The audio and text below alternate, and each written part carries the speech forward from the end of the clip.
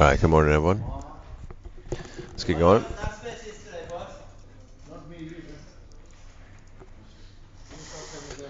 All right. S&P last night, another impressive session. We seem to be able to kind of shake off anything. Obviously, no follow through from the weaker PMI numbers out of China, and managed to push higher and really kind of pushed up closer to the highs of the day into yesterday's session here locally as well.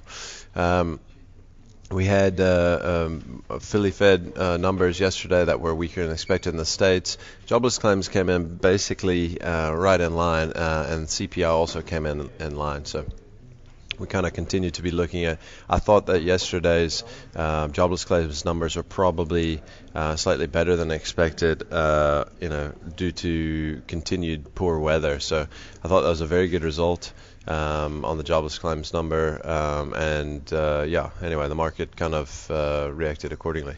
All right, last night, overnight in Asia, we saw the Nikkei, which was really power overnight. The yen weakened out a little bit, but not enough to give it a 3% rally. So I'm not really sure where that, the full brunt of that boost came from. But anyway, the whole Asian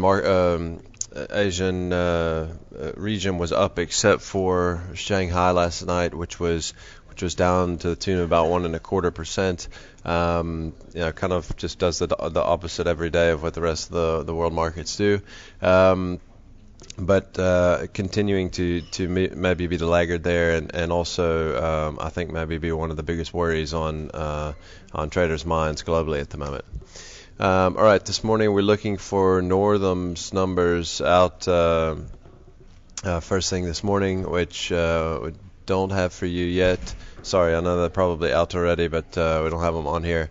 All right, market data out today. We've got Bank of Japan releasing their January meeting minutes out early this morning. We have CPI numbers out of Italy. We've got retail sales out of the UK, as well as interventions numbers out of the UK.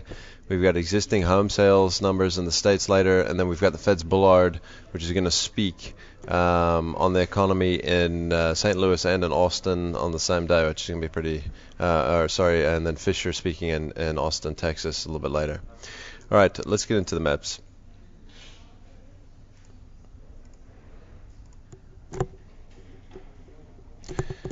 All right, the first thing we're going to have a look at here is Imperial. You can see there Imperial, and you can see that long wick there. We actually finished at the highs of the day. Imperial was looking like it was totally breaking down below the 160 level yesterday, which was going to take us to new lows, and was really going to take us to a target of about $150 technically. And then late in the day, we got news that appointed a new CEO, I think, if I'm not mistaken, former CEO and founder of Massmart, to run the company, and we really had a huge reversal. I think we bounced up about 3% to close out the day, more or less at the highs of the session. So a very good result out of Imperial. I think if we can continue to hold 160, that'll be very bullish. Obviously, I think it needs to get above 170 for you to really want to own it here. But interesting enough, the levels I think well in place now. 160 to 170 is kind of your range. Once you break out of there, I think there's a nice play on the back of it. All right, BGA. We haven't looked at this in forever, and I just was going through the maps this morning and having a look at it, and realizing that the other day, maybe not yesterday, but the day before, we were trading at 135, which I couldn't believe. It's actually huge resistance. It's a huge level for this thing, and I think I haven't been looking at it. I don't think many people have been paying attention or talking to. I don't know anybody who's still long of this thing. And I think that this thing is probably under-owned. And the one thing that I would say over the past maybe 6 to 9 months is that the consensus trade hasn't worked one time, and that this thing is definitely no longer the consensus trade. And for that very reason, may give it room to be able to move to the upside. And if we go above 135, I think you can freaking jump on the back of this thing because it's got serious upside potential there from 135. So just keep that in mind. It's a big level. I mean, you can always short it off the 135 level as well, but we're right up close to there. So I think it's kind of in play around that level. All right, Exaro is the next one. Exaro yesterday really pulling back to below what was the shoulder line. I think, to an extent, you could potentially still say that this thing is in a bit of a head and shoulder setup, but we really reversed hard and fell below the 200-day moving average, back below that shoulder line. And, I think this is one that we're going to have to watch really closely. We kind of, to an extent, we're kind of still at support in terms of on the shoulder there, but this is one that we're going to have to watch really closely. If it starts to drop out through the bottom here, maybe through the neckline around 147, then I would say that the head and shoulder could very much still be intact. All right, Naspers, you got a big correction out of Naspers yesterday.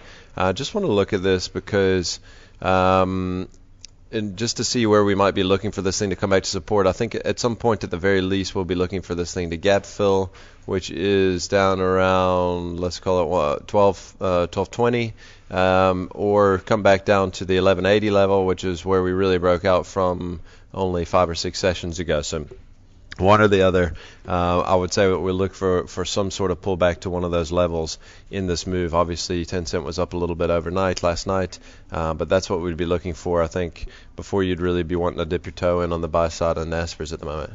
And the last one I'm going to show is Vodacom, which really dropped out of a bit of a bear flag or a ascending triangle, whatever you want to call it. Here, it kind of dropped below the bottom and also came below the 200-day moving average. I think if we could get a little bit more downside momentum, and what would give me even more confidence is if we dropped below 116, which we've held on several occasions on a closing basis. So not very far above that, only 90 cents above that. If we can drop 116, then I think there could be some downside room left in Vodacom. And that's it for today, guys. Thanks a lot.